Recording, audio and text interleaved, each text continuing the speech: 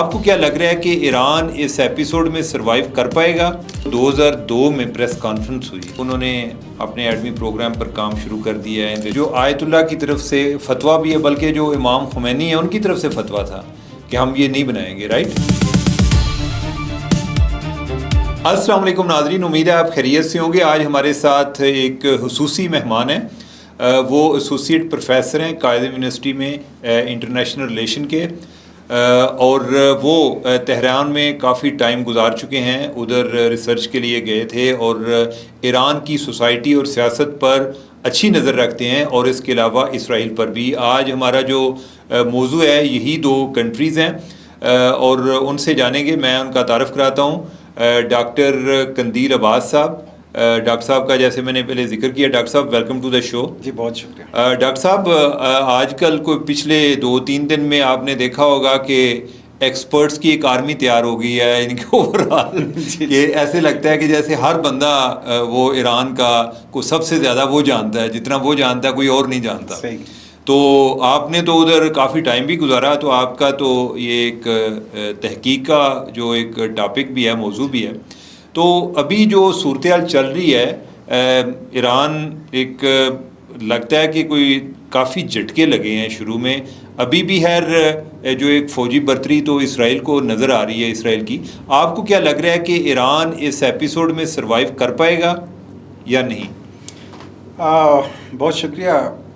دیکھیے، میرا خیال ہے کہ چونکہ جس طرف آپ نے اشارہ کیا، مڈل ایسٹ کو ڈیپلی سمجھنے والے لوگ ہمارے پاس بہت کم ہیں، جس کی وجہ سے جو انالیسز آ رہے ہیں پاکستان میں کم از کم وہ بہت کنفیوژن والے ہیں، اور بہت سی ایسی کنفیوژنز ہیں کہ جس کی وجہ سے ہمیں پالیسی میکنگ میں بھی ایشوز آ رہے ہیں، اور ہمارے ہاں جو نیریٹو بلڈ کرنے کی کوشش کی جا رہی ہے وہ بھی غلط ہو رہا ہے۔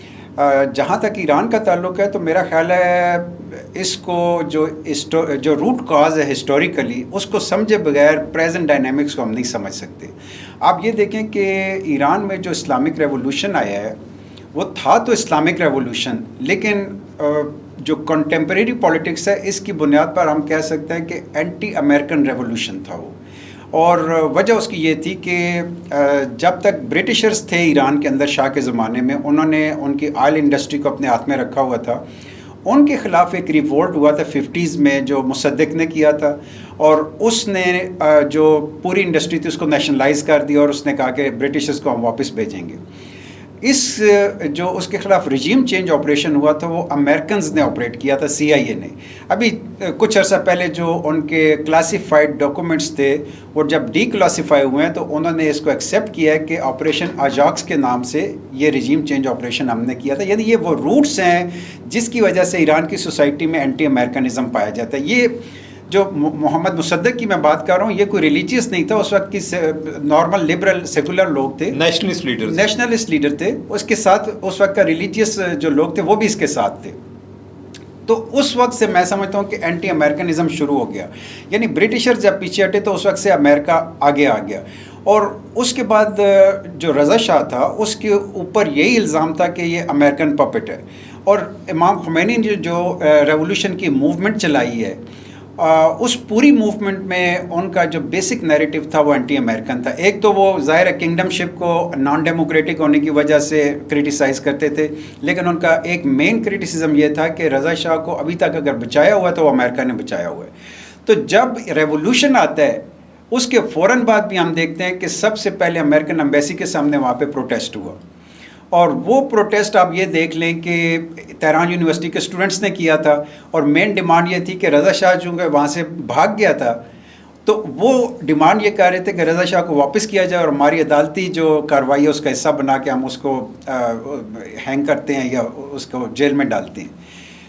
یہ ڈیمانڈ لے کے وہ روزانہ پروٹیسٹ کرتے تھے امریکن ایمبیسی کے سامنے، اور ایک دن ایسا آیا ان چند دنوں میں سے کہ ایموشنل ہو کے اسٹوڈنٹس اندر کود گئے، اور اندر جا کے انہوں نے جو ڈپلومیٹس تھے بقول ان کے، وہ کہتے ہیں یہ سارے جاسوس تھے، کیونکہ امریکن ایمبیسی کا جو انہوں نے نام رکھا ہے وہ نیسٹ آف سپائز ہے۔ اچھا، فارسی میں اس کو وہ کہتے ہیں لانا جاسوسی، لانا نیسٹ کو کہتے ہیں، جاسوسوں کا گھونسلہ۔ اور انٹرسٹنگ بات میں آپ کو یہ بتاؤں کہ انہوں نے جب اندر کودے تو جو جتنے ڈاکومنٹس تھے وہ شروڈر میں ڈالنے شروع کر دیے تھے وہاں کے اندر کے لوگوں نے۔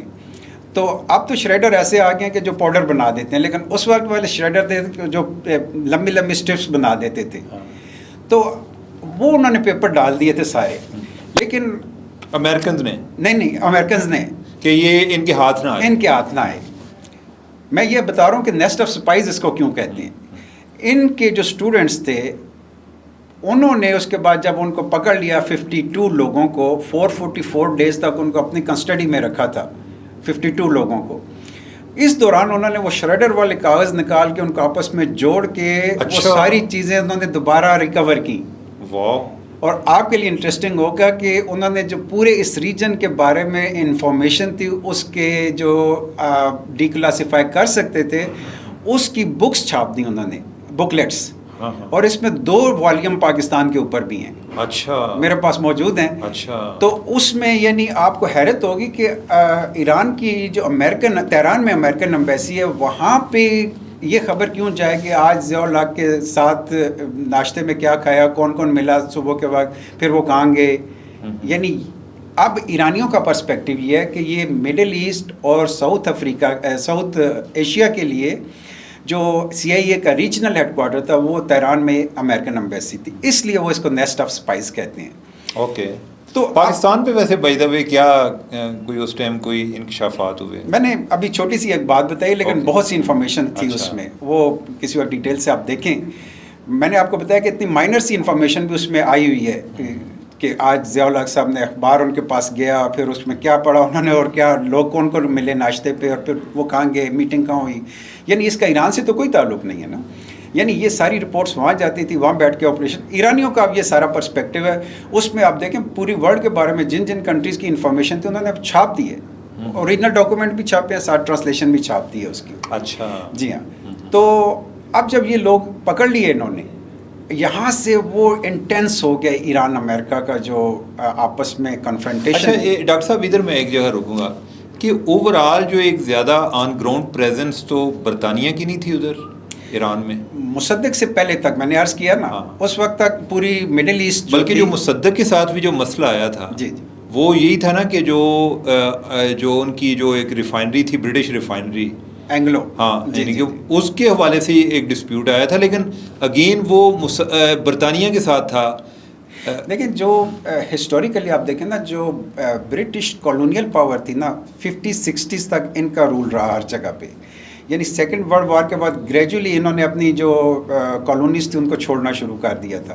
اب یہ مڈل ایسٹ کی جو چھوٹی چھوٹی آپ کو اسٹیٹس نظر آتی ہیں، یعنی UAE 70 کے بعد آ کے فری ہوئی، آزاد ہوئی. اس طرح یہ بحرین ہے، یہ ایران کے ساتھ تھے، کویت ہے، یہ ان پہ سب پہ برٹشرز کا ہی انفلوئنس تھا. لیکن جو میں عرض کر رہا ہوں وہ یہ کہ 50s اور 60s کے بعد برٹشرز کو امریکنز نے ریپلیس کیا ہے سارے ریجنز میں. اس کے بعد چونکہ یہ وہاں سے ایگزٹ تو برٹشرز کا ہوا، لیکن جو کو ہوا تھا مصدق کے خلاف وہ امریکنز نے، CIA کا وہ پلان تھا، چونکہ انہوں نے اپنی ڈاکومنٹس میں ایکسیپٹ بھی کر لیا ہے. تو یہ جو امریکن ایمبیسی کی میں بات کر رہا ہوں، اس میں سے جو پھر انہوں نے ڈیمانڈ کیا کہ جو امریکہ نے ان کے ساتھ بڑے کوشش کی ڈائلاگ کرنے کی، انہوں نے کہا تھا آپ شاہ کو واپس کریں اور جو ہمارے ایسٹس آپ نے فریز کیے ہیں وہ واپس کریں تو ہم آپ کے ڈپلومیٹس آپ کو واپس دیتے ہیں. یہ کام دیکھیں پھر انہوں نے کوئی واپس کی، میں بتا رہا ہوں 444 ڈیز تک وہ واپس نہیں کیے. لیکن اس دوران امریکہ نے ایک گوریلا آپریشن پلان کیا تھا، اور اس آپریشن کی 6 مہینے انہوں نے ایکسرسائزز کی، بعض اوقات کہتے ہیں ایجپٹ میں کی، ڈیزرٹ کے اندر، کیونکہ جو انہوں نے آپریشن کرنا تھا ایران کے اندر ایک ڈیزرٹ ہے طبس کے نام سے، اس کے اندر انہوں نے لینڈ کرنا تھا. ان کے C-130s نے بھی اور ہیلی کاپٹرز نے بھی اور ان کے کمانڈوز نے بھی لینڈ کر کے انہوں نے پھر تہران آنا تھا، اور تہران آ کے انہوں نے اپنے جو ڈپلومیٹ سے بقول ان کو آزاد کرا کے واپس لے کے جانا، یہ پلان تھا. اور اس وقت سے جو میں نے آپ کو بتاؤں کہ جو anti revolutionary local domestic forces تھی ان کو انہوں نے نیٹ ورک بنا لیا تھا. یعنی آپ یہ سمجھیں کہ جب پرشین گلف سے C-130 اور جو امریکن ہیلی کاپٹر طبس آئے، اس وقت ان کے ایجنٹس نے ایرانی جو ریڈارز تھے وہ بند کرا دیے تھے. اور آپ یہ دیکھیں کہ اس وقت وہ آ کے اترے طبس میں. اور اس کے لیے انٹرسٹنگ سٹوری ہے اس کے لیکن یہ اوپر رستے میں کوئی کریش بھی نہیں کر گئے تھے؟ میں وہ بتانے والا ہوں کہ انہوں نے سیٹلائٹ سے جو انفارمیشن لی تھی اس کے مطابق انہیں پتا تھا کہ کوئی سٹارم نہیں آنا، کوئی ریت کا طوفان، کوئی موسم، کوئی سب چیزیں کلیئر تھیں، تو انہوں نے یہ کام کیا. لیکن کہتے ہیں کہ جس وقت وہ لینڈ کیا اور وہاں پہ ری فیولنگ کر رہے تھے تو وہاں اسی ڈیزرٹ کے اندر یہ ان کے جہاز آپس میں ٹکرا گئے. ہیلی کاپٹر اور جو C-130 تھے آپس میں ٹکرائے اور ان کے بہت سے کمانڈرز وہاں مارے گئے. جو موٹر سائیکلیں لے کے آئے ہوئے تھے، بہت سے اکوپمنٹ وہیں پہ ختم ہو گیا ان کا. اکا دکا کوئی ایک جہاز واپس گیا تھا یا ہیلی کاپٹر واپس گیا تھا. اس کے اوپر اچھی ڈاکومنٹریز بنی ہوئی ہیں.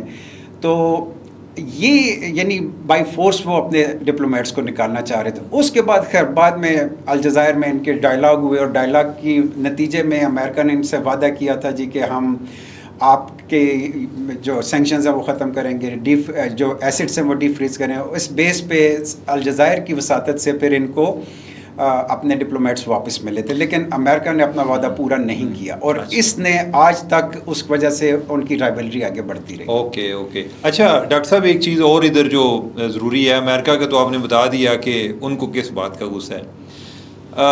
انقلاب ایران سے پہلے اسرائیل اور ایران کے بہت کارڈی ریلیشن تھے. بالکل ٹھیک ہے، بلکہ اسرائیل کو جو تیل جاتا تھا ایران سے جاتا تھا، اور جو مختلف ٹیکنالوجی کے فیلڈ میں اسرائیل ان کو سپورٹ کر رہا ہوتا تھا.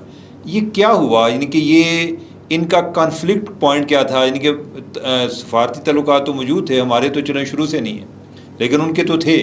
تو یہ کیا اس کا یعنی کہ ان کا آپس میں کیا تنازع ہے؟ دیکھیے، میں نے اتفاق سے تہران میں جو اسرائیلی ایمبیسی تھی اس کو دیکھا ہے، بلکہ اس کو اندر جا کے بھی دیکھا ہوا ہے.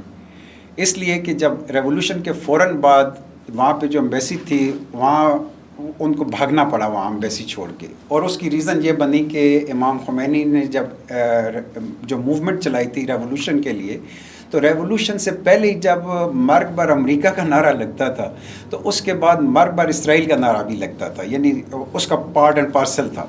اور وہ اسی وقت سے یعنی ریولوشن کی موومنٹ میں بھی اینٹی اسرائیلزم آ گیا تھا ان کے پاس. اور اس لیے جب ریولوشن آیا تو امریکنز کو بھی وہاں سے نکلنا پڑا اور اسرائیلیز کو بھی نکلنا پڑا. اور ریولوشن کے فوراً بعد امام خمینی نے یاسر عرفات کو انوائٹ کیا، اس کے ماتھے پہ بوسہ بھی دیا اور یہ ایمبیسی ان کے حوالے کر دی. اچھا. اور وہاں پہ اس وقت فلسطین ایمبیسی ہے. رائٹ. اسی ایمبیسی کے اندر، اور جس جگہ پہ یہ قائم ہے اس کے اسکوائر کا نام ہے فلسطین اسکوائر. اور انہوں نے سوچا ہوگا کہ جتنی ٹیریٹری ہم آپ کو واپس کرا سکتے ہیں اس میں ایک وہ اسرائیلی ٹیریٹری. ایگزیکٹلی. اور ایڈجیسنٹ ایک اس کے روڈ ہے، اس کا نام انہوں نے رکھا خالد اسلامبولی روڈ. اوکے. اب یہ بہت بڑا کانفلکٹ چل رہا تھا ان کا مصر کے ساتھ کہ ان کے ڈپلومیٹک ریلیشن صرف اس وجہ سے کٹے ہوئے تھے کہ وہ کہہ رہے تھے خالد اسلامبولی تو ہمارا دہشت گرد ہے، آپ نے اس نام پہ روڈ رکھی ہوئی ہے. خالد اسلامبولی کون تھا؟ خالد اسلامبولی جو انور سادات کے اوپر جس نے اٹیک کیا تھا. ہاں. اچھا جی.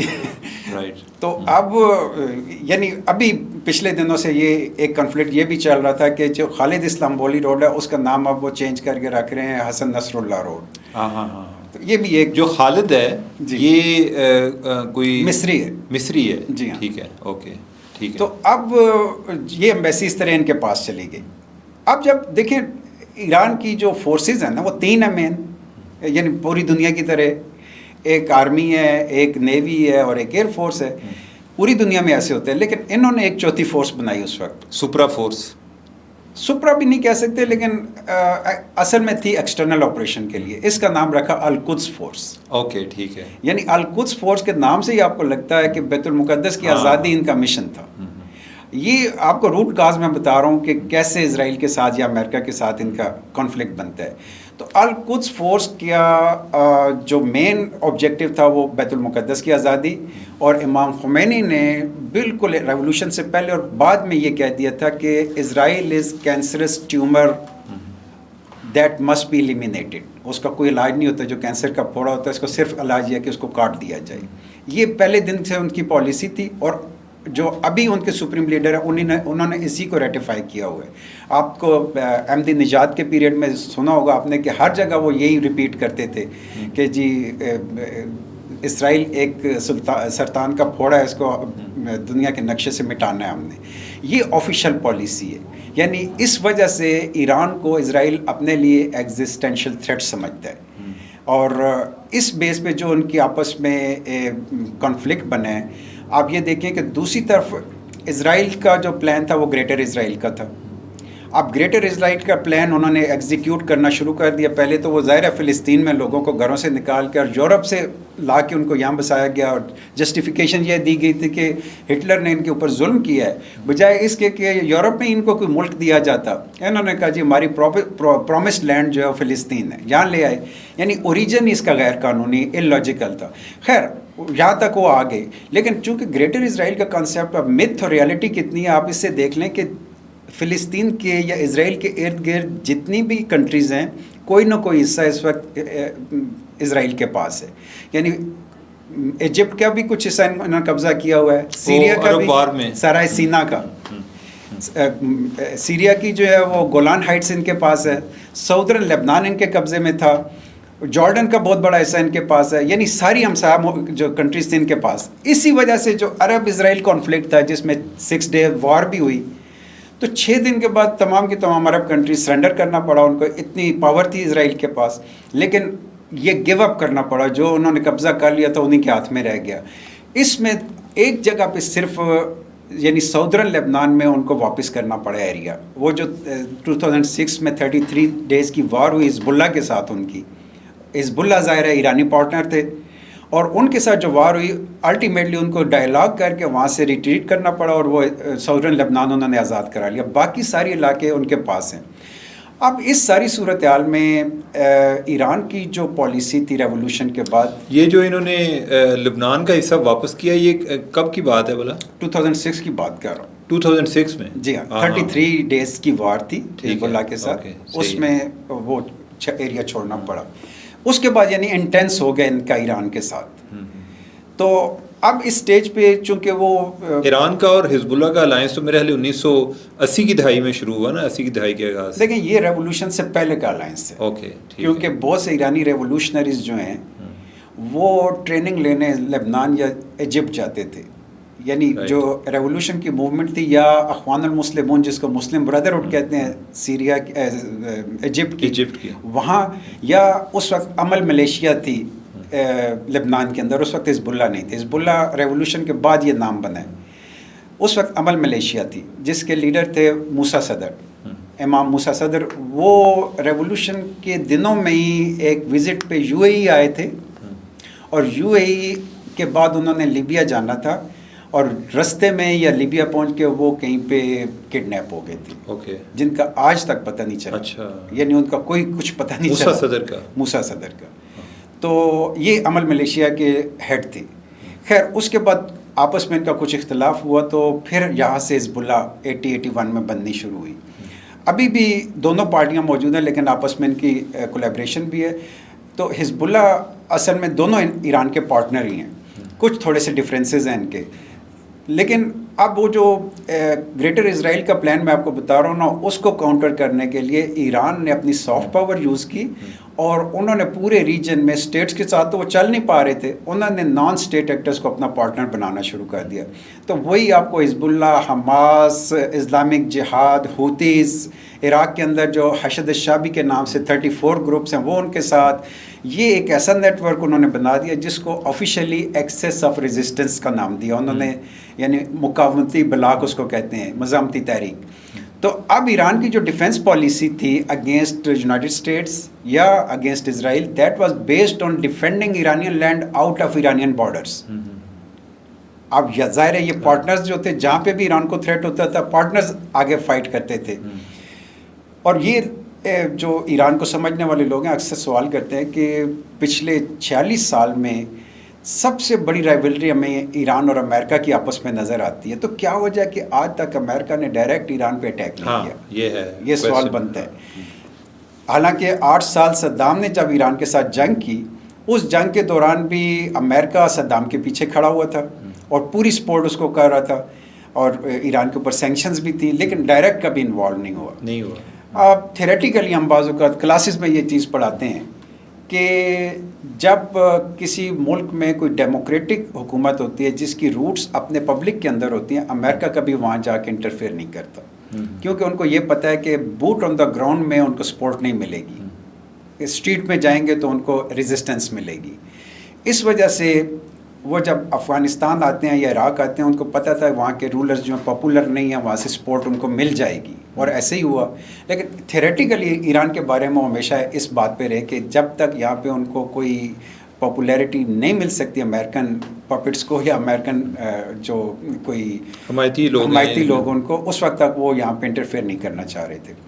تو ابھی تک جو رجیم چینج کا بات ہوتی ہے نا, میرا خیال یہ ہے کہ امریکہ کے جو تھنک ٹینکس ہے اور امریکہ کی جو ڈیپ اسٹیٹ ہے انہیں اس چیز کا پتہ ہے کہ ان کے پاس سبسٹیٹیوٹ کوئی نہیں ہے, یعنی کس کو ریپلیس کریں گے. کوئی اسٹرانگ اپوزیشن نہیں ہے, کوئی اسٹرانگ پرسنالٹی یا لیڈر نہیں ہے.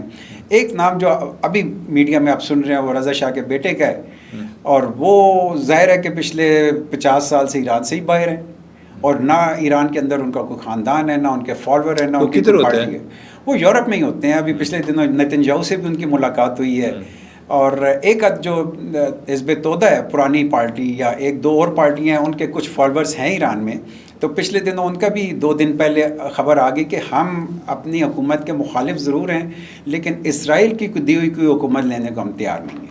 اس لیے رجیم چینج کے اوپر امریکن کلیئر ہے کہ فوری نہیں ہو سکے گا, لیکن اسرائیل اس پہ ہے کہ ہر صورت ہمیں اس رجیم کو چینج کرنا ہے. اسرائیل ویسے کیا اس کی کیا کیلکولیشن ہوگی آپ کے خیال میں کہ وہ کیا سکتے ہیں, یا ان کے ان کا ایک ہوتا ہے نا جی کہ آئیڈیلی رجیم چینج ہو جائے, نہیں تو ہم کم از کم ان کا جو ایٹمی پروگرام ہے اس کو ہم ڈیمیج کر دیں. دیکھیں میرا خیال ہے ایٹمی پروگرام ایک بہانہ ہے, اصل میں وہ رجیم چینج کی طرف جانا چاہتی ہیں, اور وجہ اس کی یہ ہے کہ جو آئیڈیالوجیکلی ایران جس چیز کو پروموٹ کر رہا ہے پوری دنیا میں, ریجن میں تو کر ہی رہے, وہ اینٹی زائنزم ہے, اور وہ جو گریٹر اسرائیل کا پلان ہے اس کو سمجھتے ہیں کہ اس کے راستے میں سب سے بڑی رکاوٹ ایران ہے. اور پریکٹیکلی انہوں نے کر کے دکھایا کہ جب اسرائیل نے پہلا قدم لبنان کی طرف رکھا تو حزب اللہ کے ذریعے انہوں نے ان کے قدم کاٹ دیے. میں نے بتایا کہ صرف وہ جگہ جس سے انہیں واپس جانا پڑا وہ ساؤدرن لبنان تھا. اسی طرح سیریا کے اندر ایران آ کے بیٹھ گیا تھا حافظ الاسد کے پیریڈ میں, پھر بشار اسد کے پیریڈ میں, حالانکہ کوئی آئیڈیالوجیکل سملیرٹیز ان کی نہیں تھی سیریا کے ساتھ, صرف پولیٹیکل الائنس تھا ایران کا سیریا کے ساتھ, آئیڈیالوجیکل کوئی نہیں تھا. یعنی ان کو آئیڈیالوجیکل پارٹنر نہیں کہتے ایران کا, سیکٹیرین تو تھا نا ان کا, اس لیے کہ شیعہ نہیں تھے یہاں پہ, یہاں الوائٹس تھے, and Alawites are more inclined towards Sunnis, وہ شیعہ نہیں ہے. ٹھیک ہے. تو ان کا میں کہہ رہا ہوں وہ ویسے بھی بہت زیادہ سیکولر ہوتے ہیں الوائٹس جو ہیں, یعنی ان کا ریلیجن سے کوئی بہت زیادہ وہ نہیں ہوتا. تو اس بیس پہ میں کہتا ہوں یہ پولیٹیکل الائنس تھا, اور سیریا کو صرف یہ تھا کہ کسی طریقے ایران کی مدد سے گولان ہائٹس شاید ہمیں واپس مل سکیں, اور ایران کا لالچ یہ تھا کہ یہ ایک کوریڈور تھا لاجسٹک کے لیے کہ حزب اللہ کو یا فلسطینیوں کو جو حمایت ملتی ہے وہ سیریا سے صرف مل سکتی ہے کیونکہ ان کا بارڈر تو لگتا نہیں تھا یہاں پہ. یہ کوریڈور بھی ایران کے ہاتھ میں تھا. اب میرا خیال ہے اسرائیل نے اس کا الٹیمیٹ ٹارگٹ تو ایران تھا, لیکن انہوں نے پلان یہ کیا کہ جب تک ایران کے پارٹنرز کو ہم ایلیمینیٹ نہیں کر لیتے, نیوٹرلائز نہیں کر لیتے, ایران تک نہیں پہنچ سکتے, کیونکہ ایران کی پالیسی میں نے ڈیفنس کی آپ کو بتائی ہے to defend Iranian land out of Iranian borders. تو اس لیے ہمیں نظر آیا کہ انہوں نے پہلے حماس کے خلاف بھرپور کارروائی کی, اس کے بعد حزب اللہ کے ساتھ ساتھ کی, پھر سیریا کو ختم کیا. ہوتیز ذرا ان کی ریچ سے باہر ہیں, ان کے اوپر بھی آپ نے دیکھا ریگولر اٹیکس کیے ہیں انہوں نے. عراق میں ابھی تک ان کا آپریشن شروع نہیں ہوا, لیکن عراق میں ظاہر حکومت ابھی نیوٹرل سی حکومت ہے, لیکن سوسائٹی کے اندر پرو ایران سینٹیمنٹ بہت زیادہ ہے. اب یہ جب پارٹنرز کافی حد تک نیوٹرلائز ہوئے تو میرا خیال ہے تب انہوں نے ڈیسائیڈ کیا ایران پہ اٹیک. اچھا, یہ جو بات آتی ہے کہ ایک جو پہلے نمبر پہ تو یہ بہت بڑا دھچکا تھا کہ ان کی جو ٹاپ لیڈرشپ ہے وہ ساری انہوں نے ایلیمینیٹ کر دی اسرائیل نے, جو بھی اٹیک کیے ان کی جو فوجی قیادت تھی, سائنسدان تھے. یہ کیسے ممکن ہوا, یعنی کہ اگر یہ اتنے زیادہ پاپولر ہیں تو ان کی سوسائٹی سے کے اندر ان کا ایک اسپائنگ نیٹ ورک بھی اتنا اسٹرانگ ہے.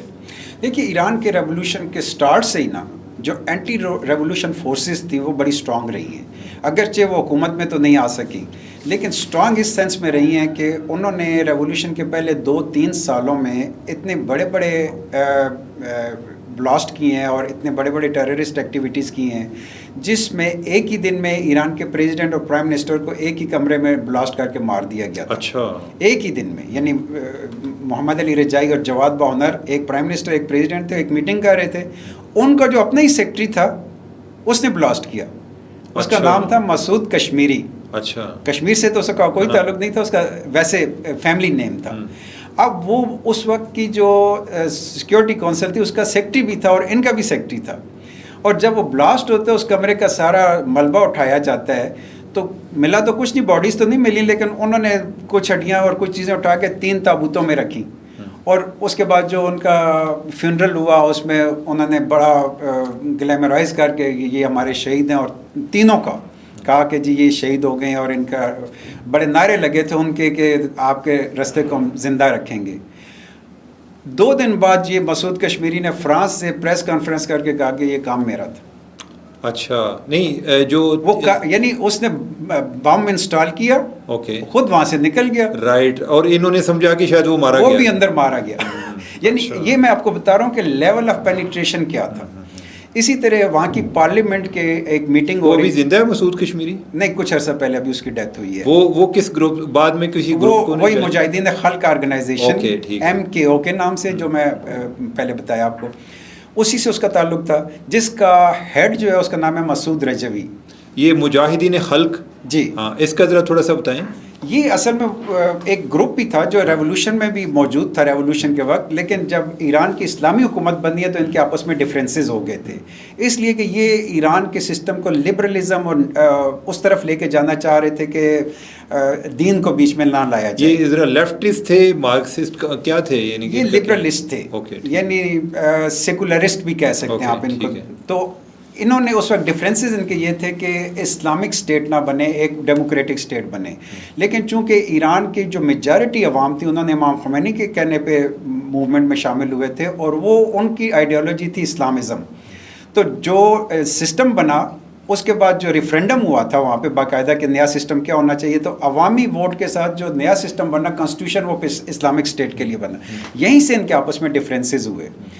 انہی کا جو کچھ انفلوئنس آپ کو میں بتا دوں کہ جو پہلے پرائم منسٹر انٹرم گورنمنٹ کے بنے تھے، مہدی بازرگان ان کا نام تھا، اس کی، اور پہلا جو ایون پریزیڈنٹ تھا بنی صدر اس کا نام تھا، وہ اسی گروپ کا تھا. یعنی یہ انقلاب کے بعد کی بات، پاور شیئرنگ ہو گئی تھی، یعنی انقلاب کے بعد کی بات کر رہا ہوں. یعنی وہ ان کا جو پریزیڈنٹ تھا نا بنی صدر، وہ بہت ہیوی ووٹ لے کے آیا تھا، اچھے ٹرن آؤٹ کے ساتھ. اب جو پرائم منسٹر صاحب تھے وہ بھی ان کی طرف جھکاؤ رکھتے تھے انٹرم پیریڈ میں. جب امریکن ایمبیسی پہ اسٹوڈنٹس نے قبضہ کیا تو امام خمینی کے پاس آ کے مہدی بازرگان نے 2 ایشو پہ مسئلہ ڈسکس کیا. ایک تو ایران کا نیا نام کیا ہوگا، اور دوسرا یہ جو امریکن ایمبیسی ہے اس کا ایشو کیسے ریزالو کرنا ہے. تو نیا نام امام خمینی نے کہا جی آپ اپنی کیبنٹ کے ساتھ بیٹھ کے سجیسٹ کریں، کیونکہ پہلا تو کنگڈم شپ تھی نا. تو انہوں نے نام لکھ کے جو لے کے آئے وہ تھا Islamic democratic republic of Iran. اب یہ نام جب امام خمینی کے سامنے رکھا گیا تو انہوں نے ڈیموکریٹک کے لفظ کے اوپر کراس لگا دیا، اور انہوں نے کہا کہ اسلامک ریپبلک آف ایران کافی ہے.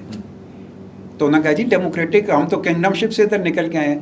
تو انہوں نے کہا کہ جب اسلامک کہہ دیے تو اسلام کے اندر بھی ڈیموکریسی موجود ہے، تو آپ ایک ویسٹرن ٹرم کیوں لے کے آ رہے ہیں؟ کیا اسلام کمپلیٹ کوڈ آف لائف نہیں ہے؟ انہوں نے کہا جی ہے. تو انہوں نے کہا پھر آپ ایک ویسٹرن کلچر سے بورو کیوں کریں ایک ٹرم کو؟ یہاں ایک ڈفرینس آ گیا، یعنی انہیں سمجھ آ گئی کہ یہ جو سسٹم وہ بنانا چاہ رہے ہیں امام خمینی اس سے کہیں اور طرف لے جانا چاہ رہے ہیں. دوسری بات انہوں نے کہا جی یہ انٹرنیشنل امیونٹی ہوتی ہے ڈپلومیٹس کے پاس، اسٹوڈنٹس کو منع کریں، ان کو چھوڑ دیں. تو امام خمینی نے بڑا مشہور اس وقت جملہ کہا جو امریکہ کے ساتھ آپ کہتے ہیں نا بیس کیا ہے. تو امام خمینی نے کیبنٹ کے سامنے، ان کے پرائم منسٹر کے سامنے کہا تھا کہ میں اس ریولوشن کو پہلے والے ریولوشن سے بڑا انقلاب سمجھتا ہوں، بڑا ریولوشن سمجھتا ہوں. یعنی جو اسٹوڈنٹس نے قبضہ کیا ہے انہوں نے کہا یہ بھی ایک ریولوشن ہے اور پہلے ریولوشن سے بڑا ہے. وجہ اس کی یہ ہے کہ یہ امریکن ایمبیسی ہمارے سسٹم کے اندر انوالو ہو کے ہائی جیک کرنا چاہ رہی تھی پورے سسٹم کو، تو اسٹوڈنٹس نے اس کا رستہ روک دیا. نیسٹ آف اسپائس کی جو بات میں کر رہا ہوں، تو اس کے لیے پھر بعد میں جب ڈاکومنٹس آئے تو انہوں نے پروو بھی کیا. یہاں پہ مہدی بازرگان بھی حکومت چھوڑ کے بعد میں جو بنی صدر تھے وہ MKO کے تھے. ان کی اگر آپ ہسٹری دیکھیں گے تو جب وہ پریزیڈنٹ تھے تو ان کے اوپر الزام تھا کہ ایران عراق وار میں وہ صدام کے ساتھ چل رہے ہیں, اور ایرانی جو سپاہی پاسداران اس وقت نئی بنی تھی اس کو وہ فیسیلیٹیٹ نہیں کر رہے تھے کہ وہ صدام کے خلاف لڑ سکیں. اسی دوران جو ڈفرینسز امام خمینی کے ساتھ ہوئے تو وہ وہاں سے برقع پہن کے ایک دن فرار ہو گئے اور وہ بھی فرانس چلے گئے. یعنی یہ کون چلے گئے؟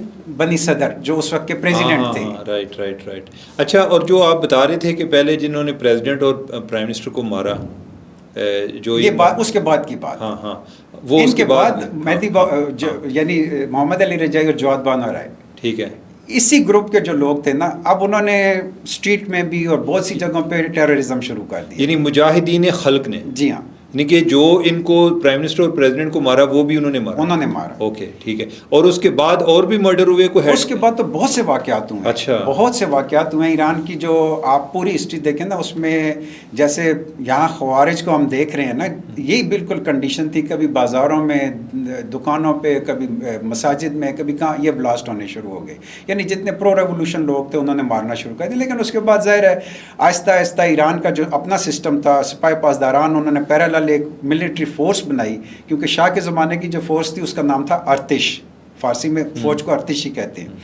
انہوں نے اس کو ڈسمینٹل نہیں کیا, لیکن اس کے بڑے بڑے جنرل چونکہ بھاگ گئے تھے وہاں سے, یا ان کو اس وقت مار دیا گیا تھا. تو ریولوشن کے بعد انہوں نے کہا کہ ارتش کو بھی ہم نے انٹیکٹ رکھنا ہے, لیکن ایک انہوں نے الگ ایک ملٹری فورس بنائی جس کا نام تھا سپاہی پاسداران, جس کو ہم آج IRGC کہتے ہیں, اسلامک ریولوشنری گارڈز کارپس. اب یہ پیرالل دونوں سسٹم چلتے رہے, اور دونوں کی تینوں فورسز ہوتی تھیں, یعنی نیوی, گراؤنڈ فورسز اور ایئر فورسز, تینوں کی الگ الگ. اچھا, یعنی کہ جو پاسداران ہیں اور جو باقی پہلے جو ارتش والے ہیں ان کی بھی دونوں کی الگ الگ تھیں. لیکن اب پریزنٹلی یہ ہے کہ ان کی نیول فورسز اور ایئر فورسز آپس میں مرج ہو چکی ہیں. کب سے؟ یہ 10 سال پہلے ہوئی ہیں. اچھا, مرج ہو کے ایک ہی ہو گئی ہیں, لیکن ابھی ان کی گراؤنڈ فورسز ابھی بھی الگ الگ ہے. ارتش الگ ہے اور سپاہی پاسداران الگ ہے. اب سپاہی پاسداران کا تھوڑا سا میں آپ کو رول بتا دوں ایران کے سسٹم کے اندر, کہ ان کو گارڈز آف ریولوشن کہا جاتا ہے.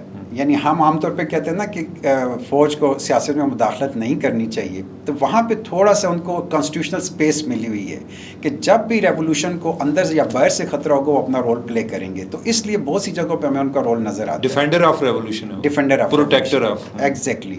اور ان کے بہت سے جو ریٹائرڈ جنرل ہیں وہی ان کی پولیٹیکل لیڈرشپ کے اندر بھی آ جاتے ہیں, جس میں سے مثلا ابھی ایک پرومیننٹ نیم ہے علی شام خانی, جو ان کے ابھی جو ان کے سپریم لیڈر کے پولیٹیکل اور سیکورٹی افیئرز میں ایڈوائزر تھے. ابھی اسرائیلی اٹیک میں وہ بھی مارے گئے ہیں. وہ اس سے پہلے ایران کی سپریم نیشنل سیکورٹی کونسل کے سیکرٹری تھے. اوکے, اور یہ IRGC کے ہیڈ رہ چکے ہیں پہلے. تو اس طریقے سے جو لوگ وہاں سے ریٹائر ہوتے تھے وہ اس کے اندر آ کے پالیٹکس میں بھی اپنا رول پلے کرتے رہے ہیں. تو اب جو ایران کے ریولوشن کو تھریٹ آتی رہی ہے نا, وہ مینلی MKO مجاہدین خلق آرگنائزیشن کی طرف سے آتی رہی ہے. اور ان کا ابھی فرانس میں, جرمنی میں, ڈنمارک میں, نیوزی لینڈ میں, وہاں پہ ان کے, امریکہ میں بھی کافی ہیں. امریکہ میں بھی ہیں. امریکہ میں لاس اینجلس میں تو میرے حلے بہت زیادہ ہیں. یعنی کہ میں نے تو کوئی میرے ایک ہمارے پاکستانی ڈپلومیٹ ہے وہ بتاتے ہیں کہ ادھر تو ایون جو ہم کبھی رینٹ پہ رہتے تھے ادھر تو زیادہ وہ جو پراپرٹیز ہوتی تھیں انہیں کی ہوتی تھیں, ایرانینز کی ہوتی تھیں. تو یہ اب ایران نے پچھلے جو 2 دہائیوں سے IAEA کے ساتھ ان کے جو مسئلے شروع ہوتے تھے نا, تو IAEA ان کے سامنے جو ڈاکومنٹس آ کے رکھتے تھے کہ آپ یہ وائلیشنز کر رہے ہیں, وہ ایرانی کہتے ہیں کہ MKO نے پرووائڈ کی ہوتی تھی ڈیٹیلز.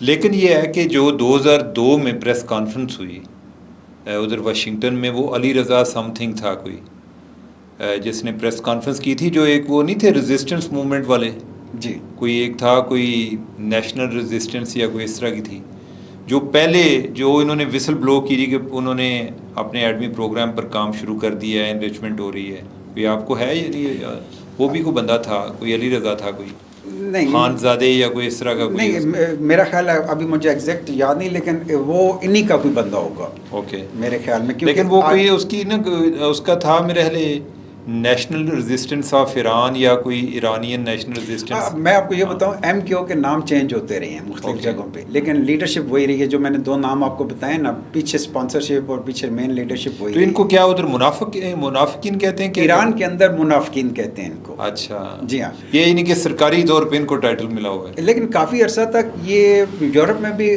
بینڈ آؤٹ فٹ رہے ہیں، لیکن بعد میں ان کو ابھی اسپانسرشپ انہوں نے شروع کر دی. جو یورپی ممالک ہیں وہاں پہ بھی ان کو آزادی ہے ایکٹیویٹیز کی. ان کے بہت سے لوگ جو ہیں وہ پھر یعنی بلائے جاتے ہیں مختلف انٹرنیشنل آرگنائزیشنز کی طرف سے، اور ان کو انوائٹ کر کے ایران کے اوپر بریفنگ لی جاتی ہے، اور ان کو اس وقت انٹرنیشنل لیول پہ ایران کی اپوزیشن کے طور پہ بتایا جاتا ہے. ابھی ان کی، چونکہ میں نے آپ کو بتایا کہ اصل میں جو ایران عراق وار ہو رہی تھی، ان کو امریکہ کی اسپانسرشپ سے ایران عراق بارڈر پہ ایک پوری چھاؤنی بنا کر دی گئی، ایک پورا پروٹیکٹڈ ایریا دیا گیا مجاہدین خلق کو، اور وہاں پہ ایران سے ریکروٹمنٹ کر کے یہ لوگوں کو لے جاتے تھے، وہاں ٹریننگ دیتے تھے، اور وہاں سے وہ لوگ آ کے ایران کے اندر ٹیررزم کرتے تھے. اور یہ یعنی جب ایران عراق وار تھی تو ایک پورا بٹالین انہوں نے تیار کیا ہوا تھا، جو ایک عملیات مرصاد کے نام سے ایران نے جنگ لڑی ہے، کہ جو زیادہ تر انہی منافقین ان کے حساب سے انہی لوگوں کے ساتھ انہوں نے لڑی ہے. تو یہ صدام کے جو 2003 میں ختم ہوا اس کا پیریڈ، تو اس وقت بہت سی یورپی کنٹریز ان کو جہازوں میں بھر کے وہاں لے گئے، کیونکہ اس کے بعد عراق کے اندر بھی پرو ایران ایلیمنٹ زیادہ آ گیا تھا. اب ان کی جانوں کو ظاہر خطرہ تھا کہ وہاں پہ بھی ان پہ اٹیک ہو سکتے تھے، تو اس وجہ سے ان کو یورپ منتقل کر دیا گیا بہت سے لوگوں کو. اور بہت سے لوگ ایسے تھے جو کہتے تھے جی ہمیں زبردستی انہوں نے روکا ہوا، تو وہ تو ایران واپس آ گئے. اب یہاں پہ میں آپ کو یہ بتا دوں کہ اس زمانے سے ان کا بڑا ایک اسٹرانگ نیٹ ورک ایران کے اندر موجود ہے، اور اسی نیٹ ورک کو اسرائیل نے، امریکہ نے جب ضرورت پڑی ہے یوز کیا ہے.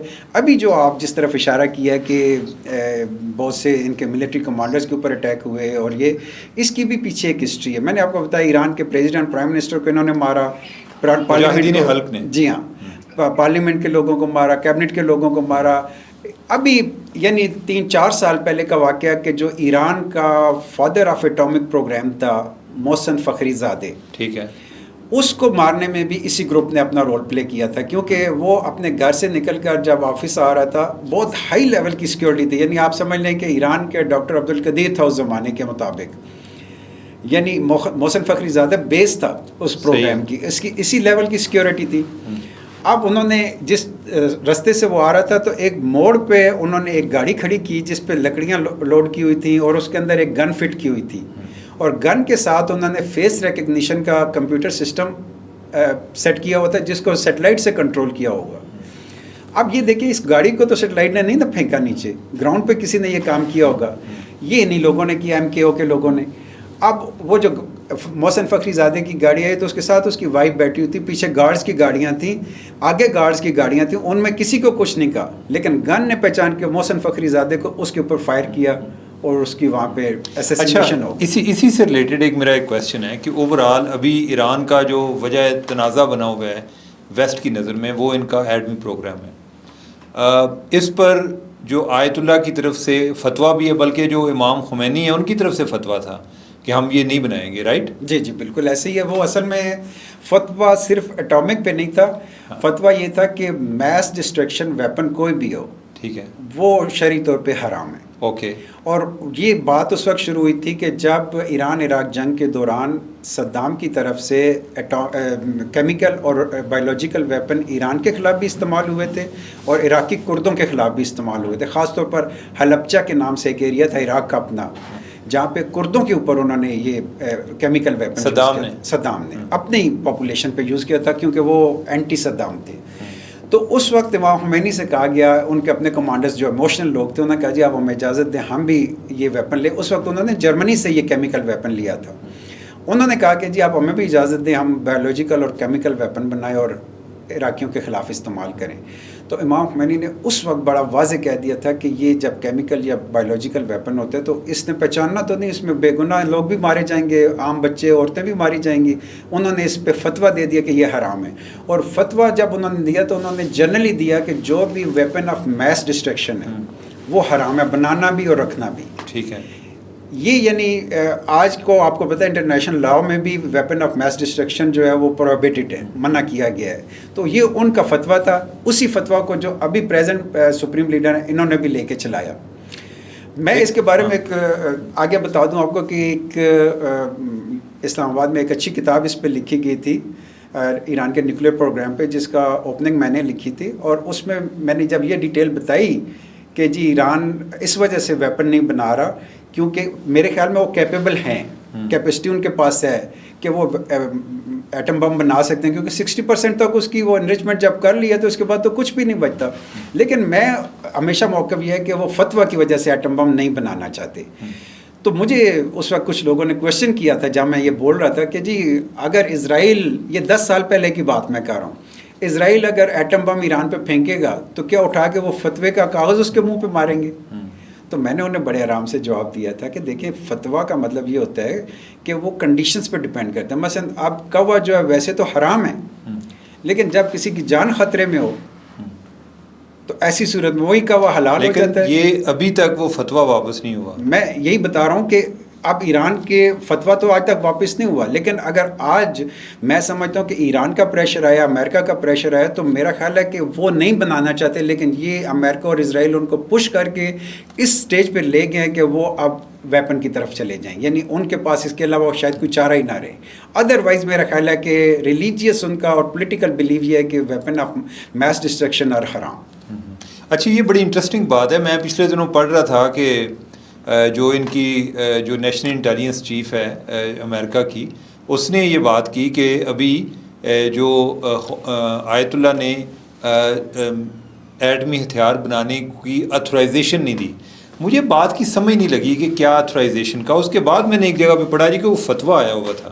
ایگزیکٹلی دیکھیں یہ فتویٰ تو یعنی اس کی ایگزیکٹ کاپی ان کے پاس لگی ہوتی ہے، اور اس میں انہوں نے، میں نے کہا صرف ایٹامک ویپن پہ نہیں دیا، کوئی بھی یعنی بایولوجیکل ہے، ایٹامک ہے، یا یہ کیمیکل ویپن ہے، یعنی میس ڈسٹرکشن جس میں بھی ہوتی ہے انہوں نے منع کیا ہوا ہے. لیکن میں بار بار یہ کہہ رہا ہوں کہ اب جب ان کے پاس آپشن نہیں رہے گا اور ان کو تھریٹ کیا جائے گا، جیسے ابھی نیتن یاہو جو لینگویج یوز کرتا ہے نا کہ ہم غزہ کو جلا دیں گے، ہم تہران کو جلا دیں گے بم مار کے، اس کا مطلب تو یہی ہے کہ وہ اس ویپن کو یوز کرنے کی طرف جا رہے ہیں. تو میرا خیال ہے کہ ابھی جو ایران کے ساتھ امریکہ کا ڈائلاگ ہو رہا تھا اور جو 2015 میں ہوا، ایران نے آفیشلی اس کو ایکسیپٹ کر لیا. انہوں نے کہا جی ہم ویپن نہیں بنانا چاہتے، اور انہوں نے کہا کہ بلکہ میرا خیال ہے کہ یہ جو انٹرنیشنل اٹامک انرجی کو مختلف جگہوں پہ یہ فتوی لے کر جاتے تھے کہ ہمارا تو یہ فتوی ہے. میں کہہ رہا ہوں 2015 میں جو JCPO joint comprehensive plan of action امریکہ کے ساتھ سائن ہوا تھا، اس کے بعد انٹرنیشنل اٹامک انرجی ایجنسی کے انسپیکٹرز کو انہوں نے الاؤ کر دیا کہ ان کی نیوکلیر انسٹالیشن کے اندر وہ آ کے بیٹھیں، سپروائز کریں، اور انہوں نے اپنی ڈیوائسز اور سینسر لگا دیے کہ 3.65 سے اوپر انریچمنٹ نہیں ہونی چاہیے، کیونکہ اس سے نیچے تو IAEA خود الاؤ کرتا ہے کہ NPT کے اندر اگر آپ رہتے ہیں، سگنیٹری بھی ہیں، تو آپ پیسفل پرپزز کے لیے 3.65 تک انریچمنٹ کریں. ایران نے کہا تھا اس کو ہم اپنے ایگریکلچر میں، میڈیسن میں اور انرجی کے لیے استعمال کرنا چاہتے ہیں، اور کسی ویپن گریڈ کی طرف نہیں جانا چاہتے. یہ انہوں نے ایکسیپٹ کر لیا. آج تک میں آپ کو یہ بتاؤں کہ ان کے انسپیکٹرز ادھر بیٹھے ہوئے ہیں اور وہ سینسرز لگے ہوئے ہیں، انہوں نے اس کو چھپایا نہیں ہے. لیکن چونکہ اس کے بدلے میں امریکہ نے ان کے اوپر سے سینکشنز ختم کرنی تھی اور ان کے فریزڈ ایسٹ واپس کرنے تو وہ نہیں کیے، بلکہ 2015 میں یہ ڈیل سائن ہونے کے باوجود 18 میں ٹرمپ صاحب نے یونیلیٹرلی اس ڈیل کو ختم کر دیا، حالانکہ پورا یورپ اس میں سگنیٹری تھا. انہوں نے کہا جی میں اس کو نہیں مانتا، اور نہ ماننے کی وجہ یہ تھی کہ وہ چاہ رہے تھے کہ نیوکلیر پروگرام کے ساتھ ساتھ ایران کا جو بیلسٹک میزائل پروگرام ہے، ملٹری پروگرام ہے، وہ بھی امریکہ کے انڈر سپرویژن آ جائے. تو انہوں نے کہا جی یہ نہیں ہو سکتا. انٹرنیشنل لاء میں الاؤ کرتا ہے کہ ہم بیلسٹک میزائل بنائیں اپنی ڈیفنس کے لیے، باقی چیزیں بنائیں. نیوکلیر پروگرام انٹرنیشنل لاء میں آپ نے منع کیا ہم نہیں بنائیں گے. لیکن اس کے اوپر جب 18 کے بعد پریشر شروع ہوا امریکہ پہ، تو مجبوراً ان کو پھر اپنی انریچمنٹ 60 تک لے جانی پڑی. اب 60 تک جب وہ پہنچے تو دیکھیں دوبارہ ٹرمپ صاحب نے آنے کے فوراً بعد پھر جو ڈائلاگ کیا، اور ایرانی اس وقت بھی اس کنڈیشن پہ کھڑے ہیں کہ ہم سارا پروگرام رول بیک کر کے پیسفل پرپز کے لیے جو NPT IAEA الاؤ کرتا ہے ہم اس پہ لانا چاہتے ہیں. اس پہ ایگریمنٹ ہوتا ہے، لیکن اسرائیل کا اور امریکہ کا ان سے ڈیمانڈ یہ ہے کہ آپ وہ 3.65 پہ بھی نہیں بلکہ 0 پہ لے کے جائیں. اور اپنی جتنی انسٹالیشن سے اٹھا کے ہمارے جہازوں میں رکھ کے ہم ان کو لے جائیں. وہی کام جو قذافی کے ساتھ ہوا تھا, لیبیا سے ان کا سارا پروگرام وہ لے گئے. یہ جو ہے ایران نے کہا یہ ہماری سوورینٹی کے اگینسٹ ہے, جو انٹرنیشنل لا جس حد تک ہمیں الاؤ کرتا ہے آپ اتنا ہمیں الاؤ کریں. اور دوسری صورت میں انہوں نے ایک ابھی جو آخری میٹنگ میں ان کی کاؤنٹر پرپوزل آنی تھی, اس میں انہوں نے یہ اپنی پرپوزل دی تھی کہ اگر آپ ہمارا پروگرام زیرو پہ لے کے جانا چاہتے ہیں تو ہماری پرپوزل یہ ہے کہ پورے مڈل ایسٹ کے لیے یعنی نیوکلیر فری زون بنا دیں, اس میں اسرائیل کو بھی انکلوڈ کریں, اس کا بھی نیوکلیر ویپن ختم کر دیں, پھر ہم اپنی ساری انسٹالیشنز بھی آپ کو دیتے ہیں, زیرو پہ لے جاتے ہیں سب کچھ. اب آپ نے دیکھا کہ اسی سٹیج پہ پھر اسرائیل نے اٹیک کیا. اچھا, 2-3 چیزیں یعنی کہ ہمارے ٹائم ذرا کوئی گفتگو تو خیر بڑی مزیدار ہے, لیکن جو ہمارے ویورز ہیں یعنی کہ میں ان کی ایک سہولت کی خاطر ایک چیز کہ یہ کیا طریقہ ہے کہ یہ جس طرح آپ نے ایک وہ یہ پاسداران انقلاب کی بات ہو رہی تھی کہ ایون جو مسلح فوج کا جو سربراہ ہوتا ہے, چیف آف ڈیفنس سروسز غالباً ہوتا ہے, وہ بھی پاسداران سے آتا ہے, نہ کہ وہ ارتش سے آتا ہے, رائٹ؟ نہیں, یہ ضروری نہیں ہے. دیکھیں ان کا جو چیف آف جنرل اسٹاف جس کو ہم کہتے ہیں, جو باقری تھے ابھی جن کو مار دیا گیا, وہ IRGC سے تھے, لیکن ابھی جو اپوائنٹ کیا انہوں نے وہ ارتش سے کر دیا. یہ تو فرسٹ ٹائم ہوا ہے نا؟ جی فرسٹ ٹائم ہوا ہے, لیکن میرا خیال ہے وہ ڈفرینسز آپس میں ختم ہو گئے, صرف ان کا اسٹرکچر ڈفرینٹ ہے. جو شاہ کے زمانے والی ارتش ہے, آرمی ہے, ان کا بالکل ڈسپلنڈ ہے اور ان کو بارڈرز کے اوپر اپوائنٹ کیا گیا ہے کہ وہ صرف اپنی فوجی ڈیوٹی کرتے ہیں. IRGC کا میں نے کہا ہے وہ پروٹیکٹر آف ریولوشن ہے, وہ سٹیز کے اندر بھی اگر یہ منافقین کے نظریاتی سرحدوں کے محافظ ہیں. ایگزیکٹلی, یہ جو MKO کا نام لیا تھا نا, منافقین یا مجاہدین خلق, ان کے خلاف یا ٹیررزم کے خلاف یا القاعدہ کے خلاف یا داعش کے خلاف انٹرنلی جتنے آپریشنز ہو رہے ہیں, پولیس اس قابل نہیں ہے ان کی, وہ صرف اور کاموں کے لیے اس میں IRGC اپنا رول پلے کرتی ہے, تو ان کا مین رول یہی ہے. ادروائز میرا خیال ہے کہ جو ایروسپیس ہے ان کی, ان کا نیول ہے, یہ مرج ہو چکے ہیں, اور گراؤنڈ فورسز جو ہیں اس میں اب IRGC کا جو اسٹرکچر ہے وہ بالکل ڈفرینٹ ہے. ان کے وہاں پہ بریگیڈز, ان کے آفیسز, وہ سب چیزیں الگ ہوتے ہیں, لیکن آپریشنل لیول پہ ان کا آپس میں کوآرڈینیشن ہوتی ہے. میرا خیال ہے کہ یہ اسرائیل کے اتنے اٹیکس کے بعد جو سروائیو کر گئے ہیں وہ دوبارہ سے ہٹ بیک کیا ہے, اسی ڈفرینٹ اسٹرکچر ہونے کا فائدہ ہوا ہے انہوں نے, کیونکہ ارتش تو انٹیکٹ رہی ان کی, اس کو ابھی ڈائریکٹ ہٹ نہیں کر سکے. اور انہوں نے بھی پلان یہ کیا ہوا تھا, ان کو ایکسپیکٹیشن تھی کہ کبھی پہلی ٹیئر چلی جاتی ہے, دوسری تو انہوں نے تیسری چوتھی ٹیئر تک انہوں نے پلان کیا ہوا ہے, بالکل اسی طرح جیسے حزب اللہ کے اندر پہلی ٹیئر کی, دوسری کی, نیچے پھر انہوں نے اپوائنٹ کر دیے. یہ چیزیں میرا خیال ہے ایکسپیکٹ یہ کر. اچھا, انہوں نے کوئی ان لوگوں, ان کے جو جرنیل ہیں, ان کے پاس فون وغیرہ بھی نہیں ہوتے سنا ہے؟ بالکل ایسے ہی ہے, کیونکہ جب سے اسرائیل کا پینیٹریشن انہیں نظر آئی ہے کہ کمیونیکیشن نیٹ ورکس کے اندر ہیں. ابھی ریسنٹلی ان کا جو بہت بڑا ایک انالسٹ ہے مرندی کے نام سے, اس نے ایک انٹرویو میں کہا کہ مجھے بھی ابھی انٹیلیجنس نے کہا کہ اپنا موبائل فون یوز نہ کرو کیونکہ ہٹ ہو سکتے ہو, جس کے پاس موبائل فون ہے اس کے ذریعے اس کو ہٹ کر سکتے ہیں.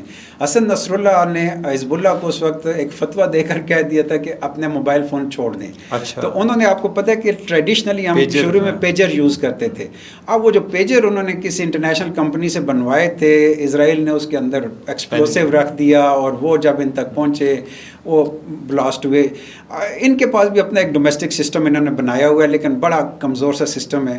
اور یہ ایکسپیکٹیشن اسرائیل کی یہ تھی کہ جب ہم شروع کے 2 دن میں یہ سسٹم جیم کر دیں گے سارا, اور ان کی ٹاپ لیڈرشپ کو مار دیں گے, سسٹم کولیپس کر جائے گا. میرا خیال ہے انہوں نے اس کا الٹرنیٹ بنایا ہوا تھا.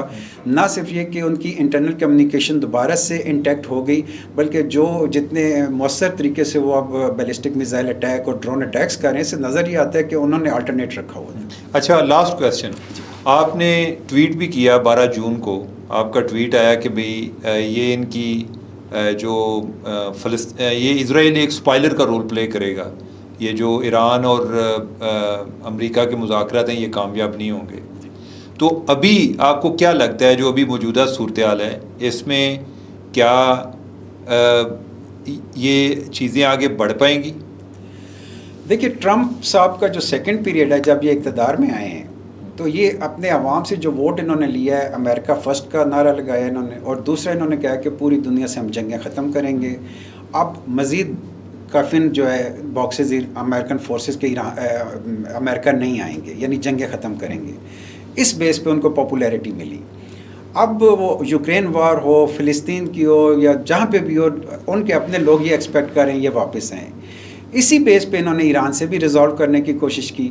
آپ نے دیکھا پاکستان انڈیا کے معاملات میں بھی انہوں نے فوراً سیز فائر کے اوپر بات کی. ہر جگہ پہ یہ پالیسی ہے ان کی. لیکن ایران کے ساتھ جو انہوں نے ڈائلاگ شروع کیا، میں اپنی انڈرسٹینڈنگ آپ کو بتا رہا ہوں کہ امریکہ کی ڈیپ سٹیٹ اور امریکہ کی ریپبلکن ہوں یا ڈیموکریٹس ہوں، وہ اس بات پہ تھے کہ ایران میں فوری طور پہ رجیم چینج کا آپریشن نہیں پاسبل. انہی کے ساتھ ہمیں اکوموڈیٹ کرنا پڑے گا اور انہی کے ساتھ مینیج کر کے ان کو ہم لے آئیں منیمم لیول پہ کہ یہ ایٹامک ویپن کی طرف نہ جائیں اور جتنا ان سے ہم بینیفٹ لے سکتے ہیں لیں.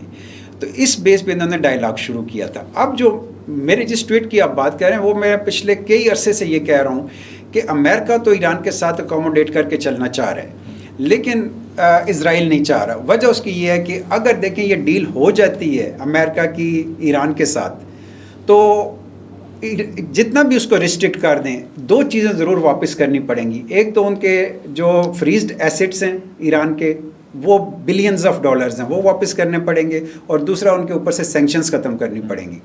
یعنی ڈیل میں ایران بے شک رول بیک کر دیتا اپنے ایٹامک پروگرام، لیکن اس کے بدلے میں ان کو ایک اقتصادی طاقت بن جائیں گے، اکنامک پاور ریجن کی بن جائیں گے، کیونکہ اتنا پیسہ جب واپس آئے گا جو 46 سال سے وہ سفر کر رہے تھے، اب ایک دم بوسٹ ملے گا ان کو، تو وہ اکنامک پاور بن جائیں گے. دوسری طرف اگر امریکہ کے ساتھ ان کی انڈرسٹینڈنگ نہیں بنتی، ڈیل نہیں ہوتی، تو الٹیمیٹلی ایران نے اناؤنس کیا تھا کہ ہم مجبور ہو کے پھر ایٹامک ٹیسٹ کریں گے، نیوکلیر جوہری دھماکے کر دیں گے. تو وہ اس کا مطلب ہے اگر اکنامک پاور نہیں بنتے تو نیوکلیر پاور بن جاتے ہیں. اب یہ دونوں آپشن جو تھے اسرائیل کے لیے قابل قبول نہیں تھے، اس لیے اس نے اسپوائلر کا رول پلے کرنا تھا. اب امریکہ کی کوشش کے باوجود کہ ان کی انڈرسٹینڈنگ ایران کے ساتھ ہو جائے، اکوموڈیٹ ہو جائے، آپ نے دیکھا کہ آخری جو سیشن تھا جس میں کنکلوڈ ہونا تھا، اسرائیل نے اس پہ اٹیک کر دیا. اور یہ اٹیک کرنے پہ میں سمجھتا ہوں کہ جیوز نہیں، ان کے اندر جو زائنسٹ ہیں، ایکسٹریمسٹ ہیں، ان کی لابی واشنگٹن کے اندر بھی ہے، اسرائیل کے اندر بھی ہے. انہوں نے مل کر یہ اسپوائلر کا رول پلے کیا ہے. اور اس وقت جب ایران نے ہٹ بیک کیا یعنی ریٹیلیٹ کیا ہے، تو پوری دنیا کو یہ سمجھ آ گئی ہے کہ اکیلے اسرائیل کے بس کی بات نہیں ہے ایران. اب وہ پورا زور یہ دے رہے ہیں کہ امریکہ وار کے اندر آ جائے، کیونکہ یہ جو شکست ہوگی اسرائیل کی اس وقت، وہ ان کے لیے قابل تحمل نہیں ہوگی. اب میرا خیال ہے کہ جو آپ نے کوشچن کیا، میرا خیال ہے کہ بڑا ڈسیسو سٹیج ہے امریکہ کے لیے، کیونکہ ایک طرف چین اور رشیا بھی انتظار میں بیٹھے ہیں کہ اگر امریکہ جنگ میں کود جاتا ہے تو وہ تو بڑے خوش ہوں گے، کیونکہ ان کے لیے یوکرین کا مسئلہ بھی حل ہوتا ہے اور بہت سی چیلنجز ختم ہو جاتے ہیں. دوسری طرف یہ ہے کہ امریکہ اگر جو بڑا پاپولیرٹی کے ساتھ ٹرمپ صاحب ووٹ لے کے آئے ہیں، ایک کنسٹرکٹیو رول اگر پلے کرنا چاہتے ہیں دنیا میں بھی اور ریجنز میں بھی، ان کو میرا خیال ہے مودی اور نتن یاہو جیسے لوگوں کو ضرور کنٹرول کرنا پڑے گا، کیونکہ یہ ریجنل سسٹمز کے لیے، انٹرنیشنل سسٹم کے لیے شدید خطرہ ہیں. یہ خونخوار لوگ ہیں، ان کے منہ پہ خون لگ چکا ہے. ان کو کسی انٹرنیشنل لا کی، ہیومن رائٹس کی، کسی چیز کی پابندی ان کے اوپر نہیں ہے.